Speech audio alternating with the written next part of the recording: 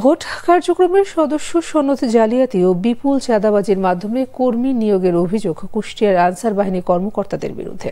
ভুক্তভোগীদের অভিযোগ, প্রত্যেকের কাছ থেকে ১৫০০ থেকে ২৫০০ টাকা পর্যন্ত অগ্রিম নিয়ে কাজ পাওয়ার তালিকা নিশ্চিত করা হয়। এতে পুঞ্জীভূত ক্ষোভ থাকলেও শাস্তির ভয়ে চুপ রয়েছে সবাই। কুষ্টিয়া প্রতিনিধি হাসান আলীর রিপোর্টে রয়েছে বিস্তারিত। তৃণমূল পর্যায়ের আইন শৃঙ্খলা রক্ষা ও সামাজিক উন্নয়নে গুরুত্বপূর্ণ দায়িত্ব পালন করে আনসার সদস্যরা, কিন্তু অসাধু কিছু কর্মকর্তার কারণে নষ্ট হচ্ছে এ বাহিনীর সুনাম। সদস্য সনদ জালিয়াতি ও বিপুল অঙ্কের টাকা চাঁদাবাজির মাধ্যমে আনসার কর্মীদের নিয়োগের অভিযোগ উঠেছে কুষ্টিয়ায়। ১৫০০ থেকে ২৫০০ টাকা পর্যন্ত আগাম জমা নিয়ে কাজ পাওয়ার তালিকা নিশ্চিত করা হয় বলে অভিযোগ ভুক্তভোগীদের। তারা বলছেন, পিসি এপিসির মাধ্যমে সংগৃহীত এসব টাকা উপজেলা আনসার কর্মকর্তা মুস্তাফিজুরের মাধ্যমে শীর্ষ কর্মকর্তাদের কাছে চলে যায়। কে ডিউটি করবে আর কে ডিউটি করবে না এটা নির্ধারণ করে সাইদুল, মাসুম বিল্লাহ, জেসমিন, ইশিতা, এই মাহবুব, এই ৫ জন মিলেই মূলত এই ডিসিশনটা নেয়। এই ৫ জনের কাছে টাকা দেয়, এই ৫ জন আবার আছে মনে করেন যে কমান্ডার, জেলা কমান্ডারের হাতে দেয়। যার ধরো নিজস্ব লোক ওই জায়গায় চাকরি বাকরি করে তার তো লাগে না, বুঝলেন। আর যার জায়গায় আছে তার চাকরি বাকরি করে না, তার ওই অন্য লোক কিছু টাকা পয়সা একটু হালকা পাতলা খেয়ে তার ঢোকা নেয়। ১০০০ কাকে দিছি?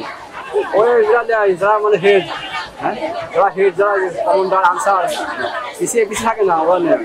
রকেট বিকাশে টাকা চলে যায়, বিকাশ খোলা হয়েছে। শোনা যাচ্ছে ৪০০০ কত কি দেবে তারাই জানে।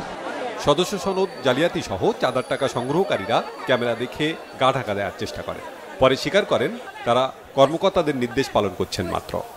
আপনার কাছে এতগুলি কাগজ কেন? ও এটা বলেন। এটা সিসি। আপনার একার কাছে এতগুলি কেন? আপনি কি, আপনি পিসি না? আমি দলনেত্রী। আপনার বিরুদ্ধে আপনি সবার কাছ থেকে টাকা নিয়েছেন, এই অভিযোগটা কি সত্য?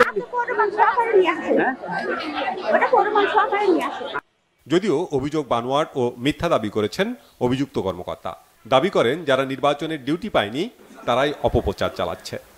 না, অভিযোগ আমি মনে করি এটা অভিযোগ, তাছাড়া ডিউটি হয় না, এবং এই কিছু লোক দেখা যাচ্ছে যে অভিযোগ তদন্তের আশ্বাস দিয়েছেন জেলা কমান্ডেন্ট। আর্থিক লেনদেন করার কোনো সুযোগ নেই।